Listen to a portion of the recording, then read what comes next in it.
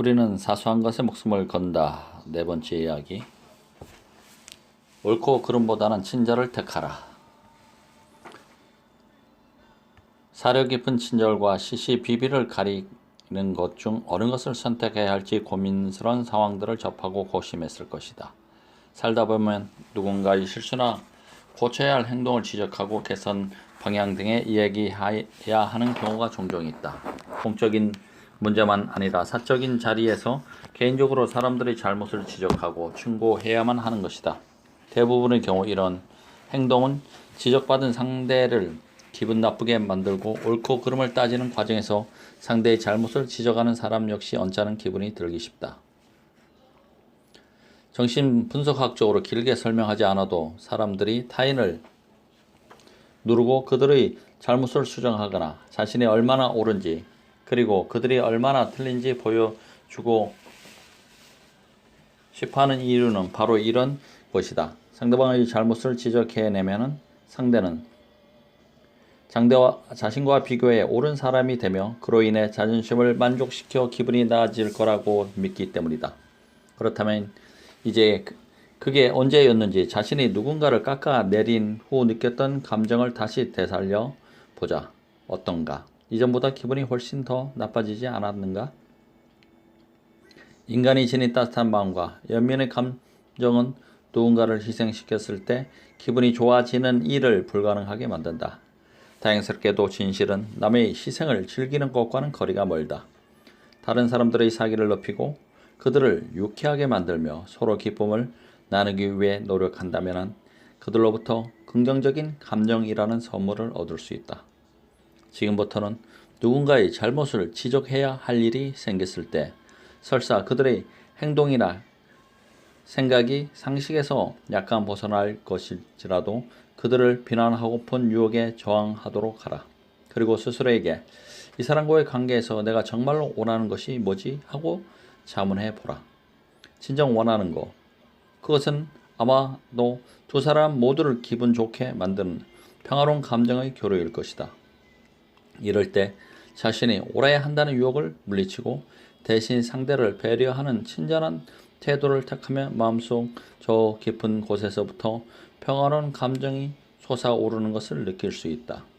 얼마 전 나는 아주 유명하다고 하는 어떤 사업가에 대한 아이디어를 아내와 함께 의논했었다.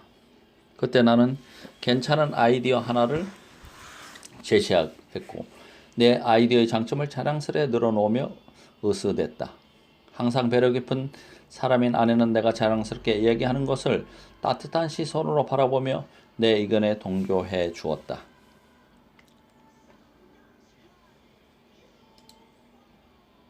그러나 그날 밤 늦게 갑자기 나는 그 아이디어가 실은 아내가 전에 내게 얘기했던 것이었다는 사실을 깨닫게 되었다. 맙소사. 나는 전화를 걸어 아내에게 사과했다. 이 일로 나는 아내가 자신의 공로를 자랑하는 것보다 내가 기뻐하는 것을 더 소중하게 생각한다는 것을 알게 되었다. 아내는 내가 행복해하는 모습에 자신도 즐거웠으며 누구의 아이디어인지는 중요하지 않다고 얘기했다.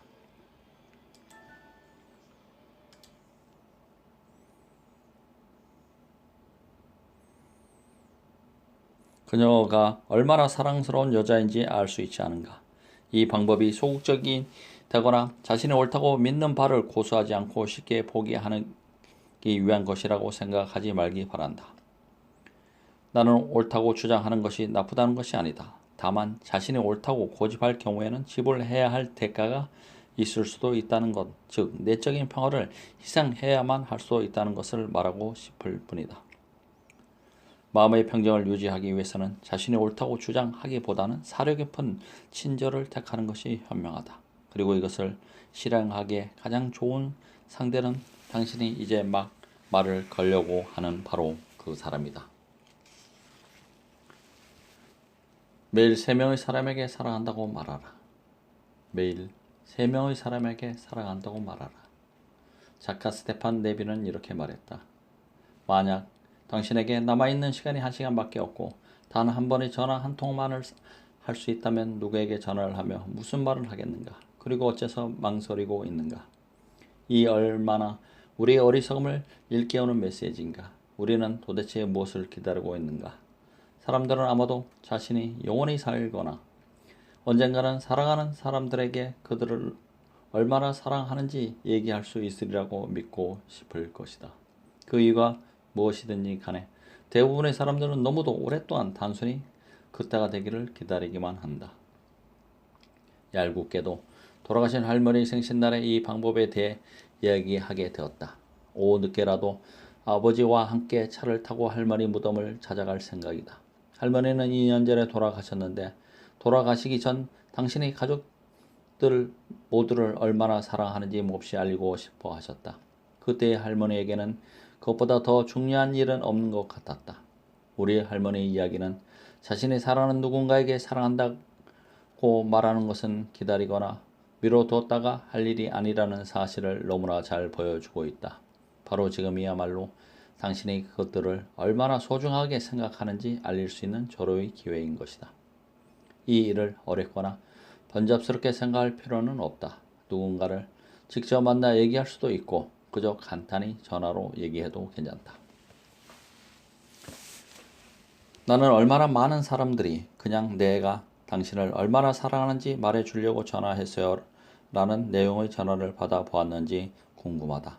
사랑한다는 말 한마디가 그 말을 들을 사람에게 얼마나 많은 것을 의미하는지 알고 있는가? 세상의 그 어떤 것도 그 말을 들은 사람에게 그보다 커다란 의미가 될 수 없다는 사실을 안다면 놀랄 것이다. 당신이라면 그런 이야기를 어떤 식으로 듣고 싶은가? 한번 생각해 보라. 편지는 어떨까? 만약 더 수줍어 그러한 전화를 할 수 없다면 마음을 담은 편지를 쓰는 것도 썩 훌륭한 방법이다.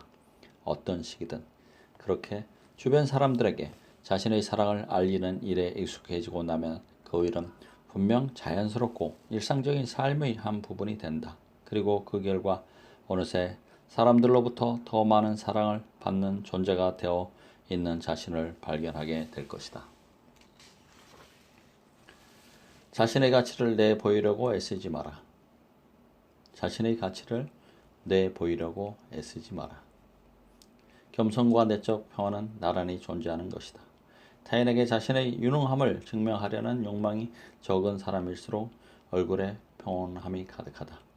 자신의 가치를 증명하고자 하는 욕심은 위험한 함정과 같다.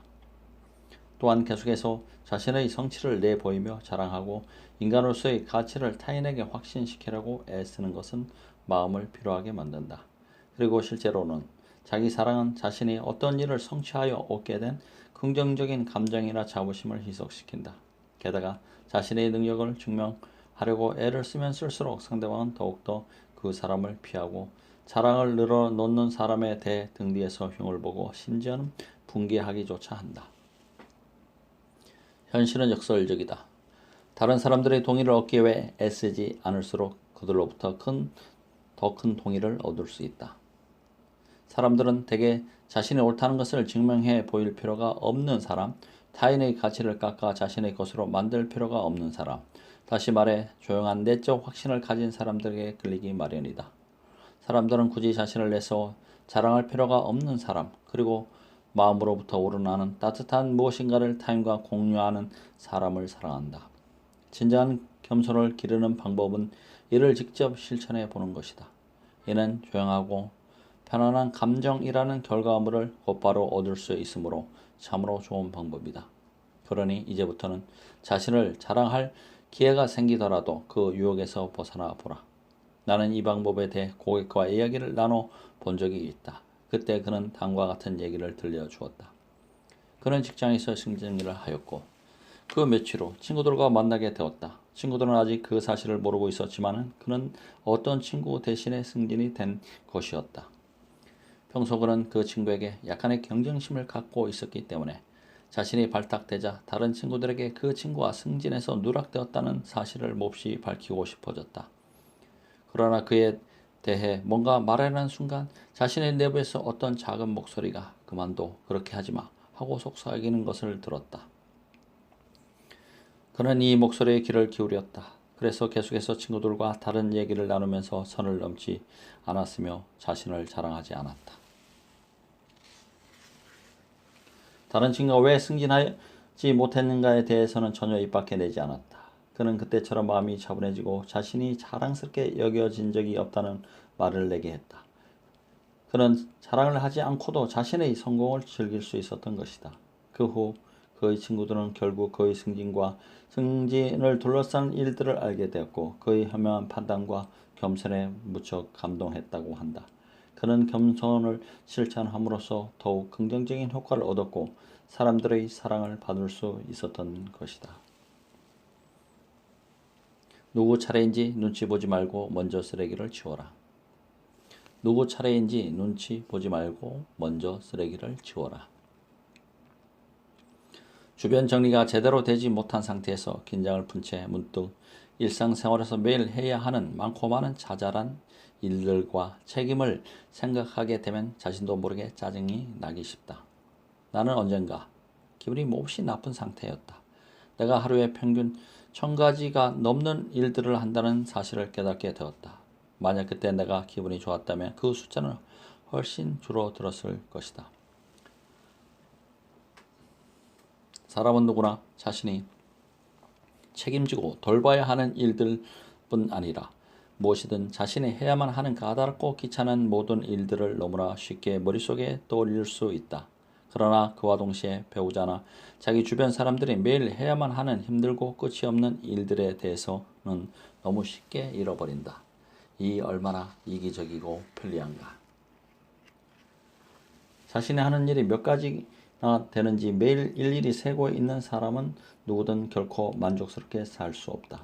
일 하나를 세는 습관은 누가 더 쉬운 일을 하고 누가 더 많은 일을 하는지를 따지는 것이므로 결국 스스로를 괴롭히고 끝내는 인간관계의 절망감을 느끼게까지 만든다. 그러나 그런 일들이야말로 사소한 것의 전형이다.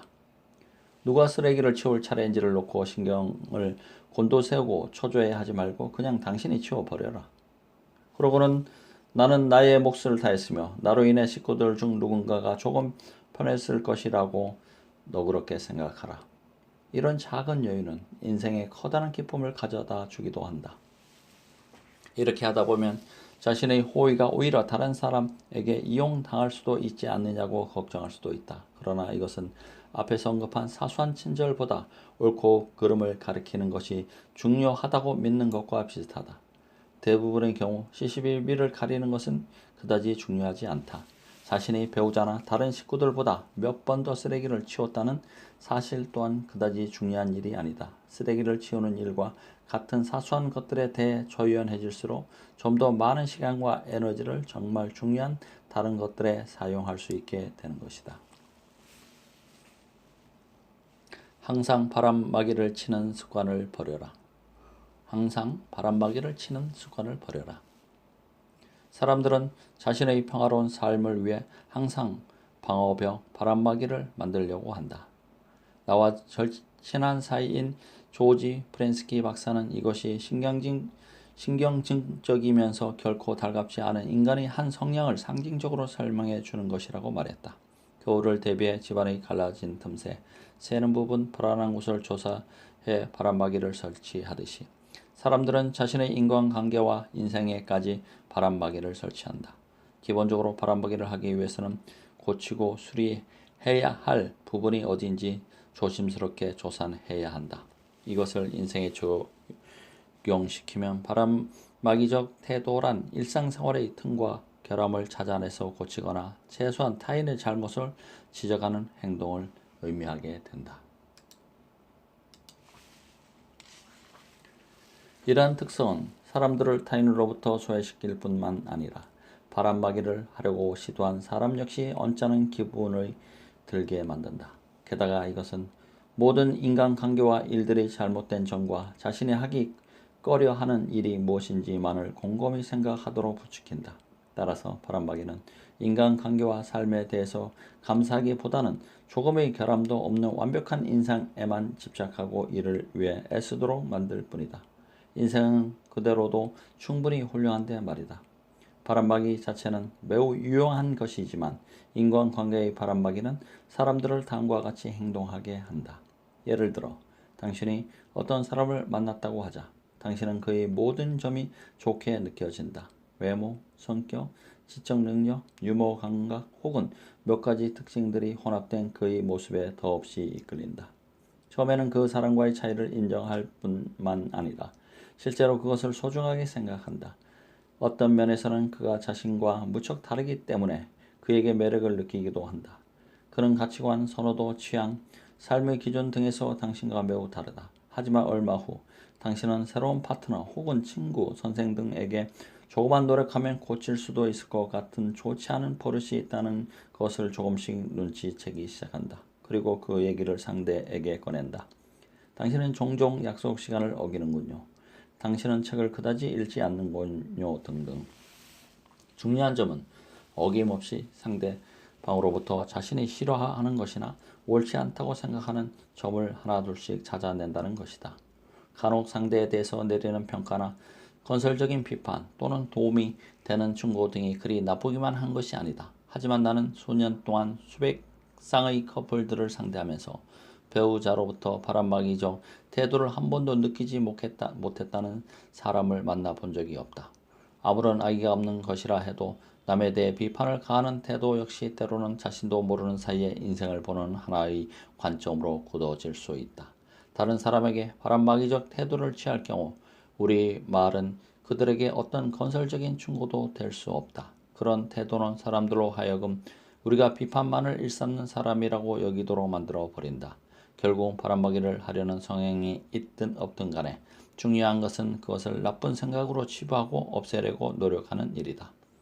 이를 습관화하려고 노력하고 이것이 머릿속에 자리 잡히고 나면 스스로를 억제하고 입을 다물 수 있게 된다. 배우자나 친구에게 바람막이를 치려는 욕구를 떨쳐 버릴수록 인생이 훨씬 더 멋지게 보일 것이다. 매일 잠시 동안 사랑하는 누군가를 생각하라. 매일 잠시 동안 사랑하는 누군가를 생각하라. 이 책 초반부에서 나는 매일 몇 분 동안 늘 고마운 사람을 생각하며 보내라고 말했다. 이와 더불어 감사의 마음과 내적인 평화를 얻을 수 있는 또 하나의 훌륭한 방법은 매일 잠깐이라도 사랑하는 누군가를 생각하는 것이다. 하루에 사과를 하나씩 먹이면 의사를 찾아갈 일이 없다라는 속담이 있다. 사랑의 경우에는 매일 사랑하는 사람을 생각하면 분노를 없앨 수 있다고 말할 수 있을 것이다. 나는 미워하는 사람들을 떠올릴 때마다 기분이 나빠지고 우울해지는 것을 깨달은 후부터 의식적으로 사랑을 보낼 사람을 생각하기 시작했다. 짜증스럽거나 언짢은 기억에 생각이 미치면 내 머릿속은 금방 부정적이고 회의적인 생각들로 가득 차게 된다. 하지만 아침에 일어나 오늘 하루를 사랑하는 누군가를 생각하며 보내야겠다고 의식적으로라도 마음먹으면 나의 관심과 주의는 다시 긍정적인 방향으로 흐르기 시작하고 만나는 사람들마다 친절하게 대하게 된다. 그리고 결국에는 하루 종일 즐거운 마음으로 기분 좋게 지낼 수 있다. 그렇다고 내가 이제 더 이상 화를 내지 않는다는 말은 아니다. 하지만 위와 같은 연습을 시작한 이래로 그전에 비해 화내는 일이 현저하게 줄어들었다. 나는 이 연습을 통해 분노의 감정에 휘말리지 않도록 자신을 조절하는 기술이 많이 향상되었다고 확신한다. 나는 매일 아침 잠에서 깨나자마자 눈을 감고 몇 차례 심호흡을 한다. 그런 다음 스스로에게 오늘은 누구에게 사랑을 보낼까 하고 묻는다. 그러면 그 즉시 누군가, 가족, 친구, 직장 동료, 이웃, 과거에 알고 지냈던 사람, 심지어는 길거리에서 본 사람의 영상이 머릿속에 떠오른다. 그 사람이 누군지는 별로 문제가 되지 않는다. 왜냐하면 여기서 중요한 것은 내 마음을 사랑 쪽으로 향하게 하는 것이기 때문이다. 일단 사랑을 보낼 사람이 정해지면 나는 그들이 사랑으로 가득한 하루를 보내기를 기원한다. 그리고 당신이 사랑과 친절로 충만한 멋진 하루를 보내기를 바라요와 같은 말을 자그마하게 중얼거린다. 며칠밖에 걸리지 않는 이 일을 끝내면 나는 하루를 시작할 마음의 준비가 완벽하게 다 되어 있는 것처럼 느껴진다. 설명할 수 없지만 신비하게도 이 아침의 몇 초 동안 느꼈던 평화로움이 여러 시간 동안 나와 함께한다. 만약 이 쉽고 간단한 일을 하고 나면 그 사람의 하루가 좀 더 평화로워질 것이라고 나는 확신한다. 인류학자가 되라. 인류학은 인간과 인간의 기원을 연구하는 학문이다. 하지만 이 책에서 나는 인류학을 편의상 판단을 유보한 채 여러 부류의 사람들이 살아가는 방식에 관심을 갖는 것으로 새롭게 정의하고자 한다. 이 방법은 인내력을 기르고 타인에 대한 연민을 키우기 위한 것이다. 게다가 다른 사람들이 행동하는 방식에 관심을 갖는 것은 그들의 행동에 대해 시시비비를 가리키는 것을 그만두고 대신 사랑과 친절을 베푸는 것의 시작을 의미하기도 한다. 누군가의 반응 방식이나 사고방식에 대해 진정으로 호기심을 갖고 이해하게 되면 그의 행동에 대해 쉽게 화를 내거나 분노를 느끼지 않는다. 이런 식으로 인류학자가 되는 것은 상대방의 행동 때문에 기분이 상하는 것을 막는 하나의 방법이다. 누군가가 당신에게 이상한 행동을 할 때 그 사람이 그런 짓을 하다니 도저히 믿을 수 없어 하고 평소처럼 반응하지 말고 그래 저건 그 사람이 사물을 대하는 자신만의 독특한 방식임에 틀림없어 무척 흥미롭군 하고 말해봐라. 이 방법이 효과를 거두기 위해서는 무엇보다 진실해야 한다. 흥미를 갖는 것과 마음속으로 자신의 방식이 더 낫다고 믿는 오만함 사이에는 분명히 차이가 있다. 최근에 나는 6살짜리 딸아이와 함께 집 근처의 쇼핑센터에 간 적이 있다. 그때 오렌지색으로 염색한 머리를 뾰족하게 세우고 온몸에 문신을 한 무리의 펑크족이 우리 옆을 지나갔다. 그 모습을 본 딸아이는 내게 아빠 저 사람들은 저렇게 옷을 입었죠? 왜? 무대 의상을 입은 건가요? 하고 물었다. 몇 년 전이었다면 나는 그들의 방식은 잘못됐고 나의 보수적인 방식이 옳다는 생각에 사로잡혀 그 젊은이들의 옷차림에 기분이 상했을 것이다. 그리고 도덕적 관점에서 비난 어린 어조로 딸아이에게 몇 마디 설명하면서 나의 관점을 전달하려고 했을 것이다. 하지만 인류학자적인 태도를 취하게 된 이후로 나의 관점은 많이 변했다. 그로 인해 나는 훨씬 유연한 생각을 지닌 사람으로 변화되었다. 나는 딸에게 확실히 모르겠는데 하지만 사람들이 모두가 무척 다르다는 사실이 흥미롭지 않니? 하고 말했다. 그러자 딸아이는 그래요. 하지만 저는 제 머리 스타일이 훨씬 더 좋아요. 하고 대답했다. 누군가의 행동에 관심의 초점을 맞추느라 힘을 낭비하는 대신에 우리는 편견을 버리고 계속해서 좋은 시간을 가질 수 있었다. 다른 사람의 관점에 흥미를 갖는다는 것은 무조건 그것을 지지한다는 뜻이 아니다. 나는 앞으로도 펑크적 스타일을 받아들이지 않을 것이며 다른 사람에게 그런 스타일을 권하지도 않을 것이다. 하지만 동시에 그들에 대해 이러저러하다고 판단을 내리는 것 또한 옳지 않으므로 그것도 상가할 것이다. 멋있는 인생을 만들기 위해서 반드시 알고 있어야 할 중요한 사실 중 하나는 타인을 평가하고 판단하는 데 엄청량의 에너지가 소모되며 이것은 거의 예외 없이 자신이 되고 싶어하는 모습으로부터 점점 멀어지게 만든다는 사실이다. 사실을 있는 그대로 받아들여라. 사실을 있는 그대로 받아들여라. 지금까지 우리는 타인의 행동 방식에 관심을 갖는 문제에 대해 이야기를 나누었다. 이제 잠시 몇 가지 삶의 원칙들에 대해 알아보도록 한다. 외국을 여행했거나 영화를 통해서라도 외국의 풍물을 접해 본 적이 있는 사람이라면 나라마다 다른 커다란 문화적 차이에 대해서는 이미 알고 있을 것이다. 이와 마찬가지로 각국의 현실 원칙, 즉 환경에 따라 변하는 생활 방식을 들여다보면 문화의 이질성만큼이나 각 개인 간의 차이도 매우 크다는 것을 알 수 있다.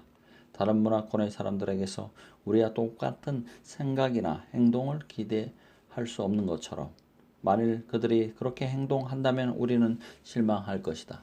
현실 원칙은 우리에게 세상을 바라보는 개인 간의 차이를 인정할 것을 요구한다. 그것은 단순히 나와의 차이점을 관대하게 보아 넘기는 것이 아니라 그가 그런 방식으로 행동할 수밖에 없다는 사실을 진정으로 이해하고 존중하는 것을 말한다. 나는 이 원칙을 수용한 한 사람의 인생이 완전히 바뀌는 것을 보았다.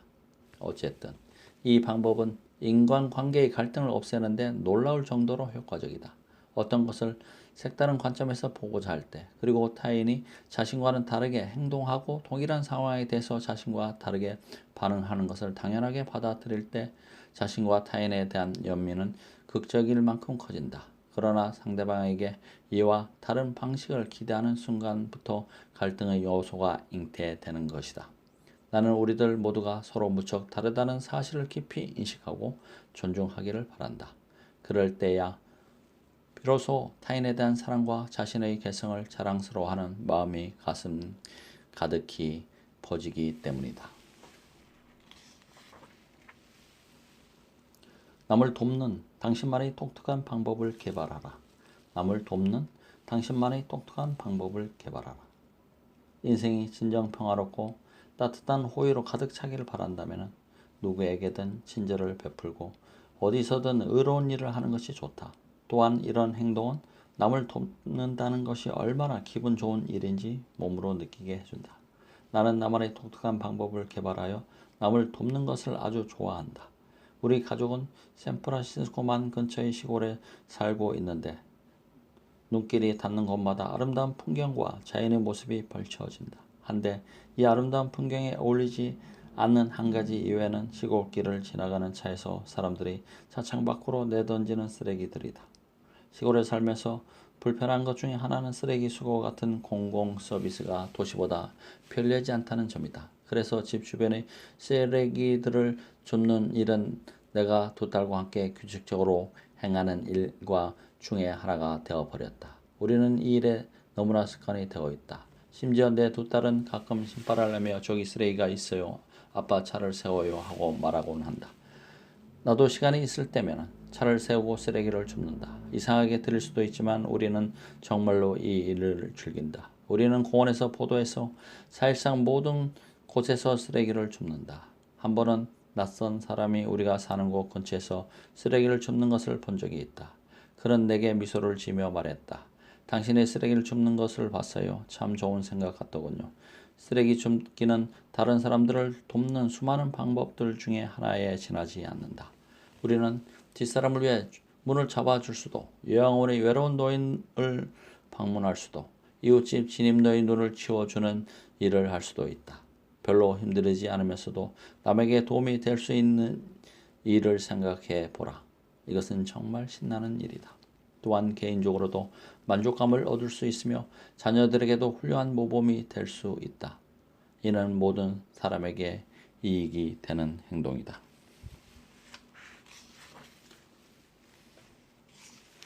세상이 불공평하다고 느껴지는가? 그렇다.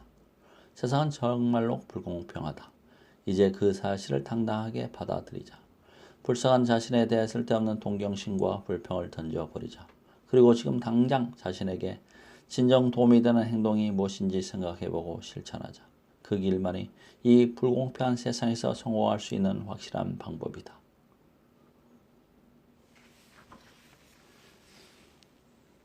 매일 한 번 이상 남을 칭찬하라.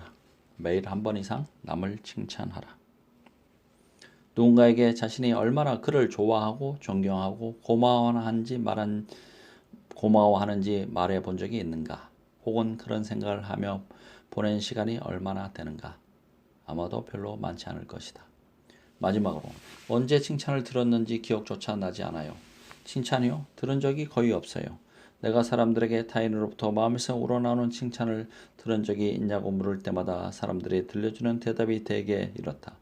때로는 슬프게도 들은 적이 전혀 없어요 라고 대답하는 사람도 있다.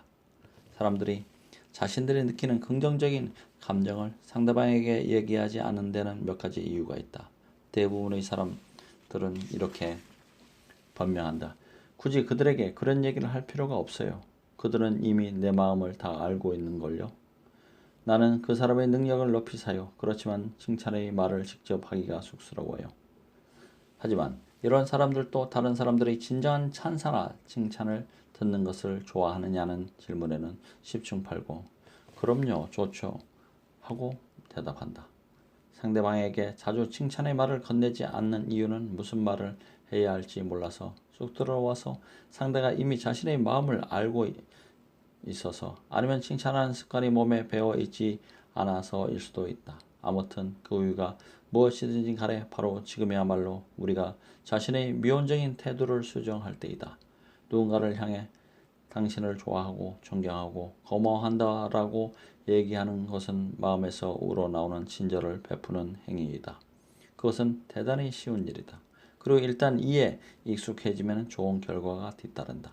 사람들은 남들이 자신을 인정해 주기를 바란다. 특히 자신의 부모, 배우자, 자녀, 그리고 친구와의 관계에서 인정받기를 간절히 원한다. 하지만 낯선 사람들로부터 받은 칭찬 역시 그것이 진심에서 우러나온 것이라면 기분 좋은 일이다. 상대를 어떻게 생각하는지 들려주고 싶은 칭찬한 사람의 마음 또한 기쁨이 넘치게 된다. 그것은 사랑과 친절의 제스처이다. 그것은 칭찬한 사람의 생각이 누군가를 향해 올바르게 열려 있다는 것을 의미한다. 그리고 이렇게 긍정적인 생각을 계속하게 되면 마음이 한없이 평화로워진다. 일전에 나는 어느 야채 가게의 점원이 믿기 어려울 정도로 인내력을 발휘하는 것을 목격했다. 그는 뚜렷한 이유도 없이 화가 난 고객으로부터 야단을 맞고 있었다. 그는 부당한 처세에 맞서거나 불쾌감을 드러내지 않고 침착하게 행동하였다. 그러자 상대는 차츰 분노를 누그러뜨리고 안정을 되찾아갔다. 마침내 내가 야채값을 지불할 차례가 되었고 나는 그 점원에게 당신이 그 고객을 다루는 모습에 깊은 인상을 받았어요 하고 말해 주었다. 그러자 그는 내 눈을 똑바로 쳐다보며 감사합니다 선생님. 제게 칭찬을 해준 분은 선생님이 처음이세요 하고 말했다. 그에게 그런 얘기를 해주는 데는 채 2초도 걸리지 않았다. 그러나 그것은 그뿐 아니라 내게 있어서도 그날 최고로 멋진 순간이었다.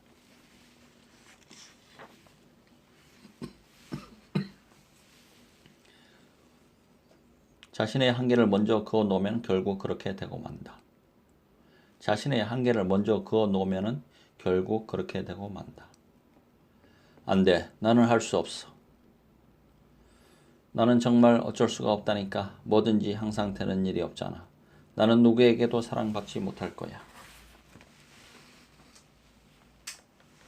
많은 사람들이 이같이 부정적이고 자기 비하적인 말을 너무도 쉽게 마치 습관처럼 내뱉는다. 어처구니 없게도 자신의 한계가 어쩔 수 없는 일임을 이야기하는데 엄청난 에너지를 쏟아붓는다. 사람의 마음은 강력한 도구이다. 어떤 일이 사실이거나 자신의 능력 밖이라고 일단 확신하면 그 후에는 자신 스스로가 만든 장애물을 넘어서기가 쉽지 않다. 거의 불가능해진다. 가령 누군가가 항상 스스로에게 나는 글을 정말 못 써 라는 말을 한다고 가정해보자. 그는 자신의 생각을 증명할 수 있는 사례들을 모으기 시작할 것이다. 고등학교 때 썼던 형편없는 에세이를 기억해내거나 마지막으로 편지를 썼을 때 느꼈던 어색한 감정을 떠올릴 것이다.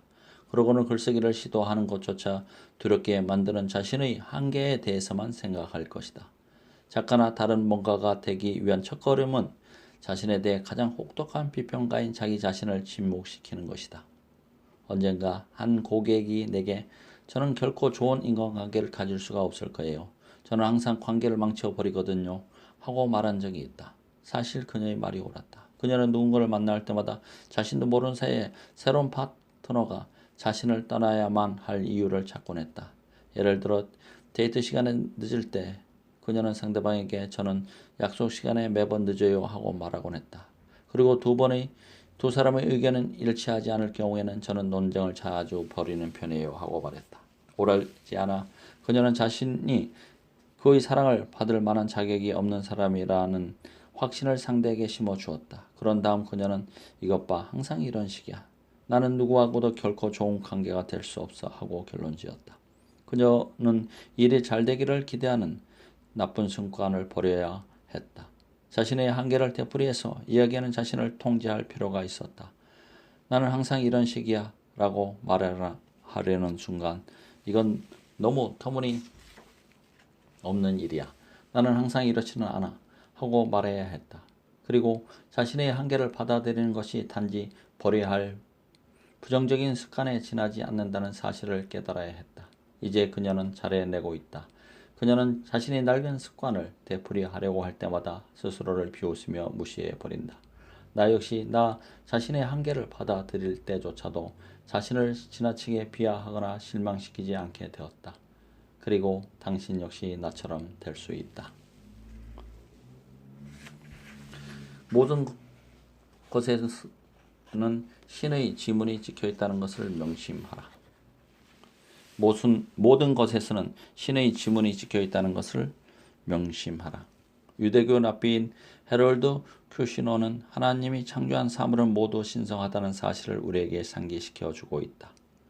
인간으로서 우리 가지는 부정하게 보이는 것들 속에서 신성함을 발견하는 것이다. 그는 우리가 이런 과정을 거친 후 영혼을 풍요롭게 만드는 법을 배우게 된다고 주장한다. 아름다운 해돋이, 눈 덮인 산, 아이의 건강한 미소, 눈부신 모래사장에 부딪히는 흰 파도 등에서 하나님이 창조하신 세상의 아름다움을 찾기란 아주 쉽다. 하지만 인생의 뼈아픈 교훈, 가족의 비극, 삶을 향한 치열한 투쟁과 같이 보기에 따라서 추할 수도 있는 상황 속에서 인생의 신성함과 아름다움을 발견하는 것은 어떠한가? 이런 것들 속에서도 삶의 신성함과 아름다움을 발견해낼 수는 없을까? 우리 삶의 일상적인 것들 속에서 신성함을 찾고자 하는 욕망으로 채워질 때 놀라운 일이 일어나기 시작한다. 먼저 평화로운 감정이 자라난다. 그리고 전에는 깨닫지 못했던 삶의 긍정적인 측면들이 보이기 시작한다. 모든 것에 신의 지문이 찍혀 있다는 사실을 명심하는 것은 그것 자체만으로도 특별한 경험이 된다. 다루기 힘든 사람을 상대하거나 돈을 지불하기 위해 안간 힘을 써야 할 때 이 영적인 사실을 떠올려 보라. 세상을 보는 눈이 한층 깊고 넓어질 것이다. 당신이 상대하는 사람 역시 하나님이 창조하셨으며 힘들게 살아가는 당신 또한 축복받을 만한 자격이 있는 사람이다. 세상 모든 것에 하나님의 지문이 찍혀 있다는 사실을 마음속 깊이 기억해 두도록 하라. 우리가 아름다움을 보고 느낄 수 없다고 해서 실제로 아름다움이 존재하지 않는 것은 아니다. 오히려 그것은 우리가 아름다움을 볼 수 있는 섬세하고 폭넓은 시각을 갖지 못했다는 뜻이다. 비판하고 싶은 충동을 떨쳐버려라. 비판하고 싶은 충동을 떨쳐버려라. 우리가 어떤 사람에 대해 자신의 견해를 밝히거나 비판하는 행동, 그리고 정작 그 사람에게는 아무 도움이 되지 않는다. 단지 그것은 비판을 하고 싶어 입이 간질거리는 우리 자신의 욕구를 만족시키기 위한 것에 지나지 않는다. 어느 날 어떤 모임에 갔는데 그곳에서 사람들이 서로를 다른 사람들의 를 비방하는 소리를 쏘아냈다고 하자. 그리고 모함에 참석했던 사람들이 각자 집에 돌아온 후 그 모든 말들이 세상을 좀 더 나은 곳으로 만드는데 얼마나 소용이 있는지에 생각한다면 어떤 결론을 내리게 될까? 아마도 내 생각과 마찬가지로 아무 이득이 없다는 결론에 이르게 될 것이다. 비판의 말은 어느 누구에게도 아무런 도움이 되지 않는다.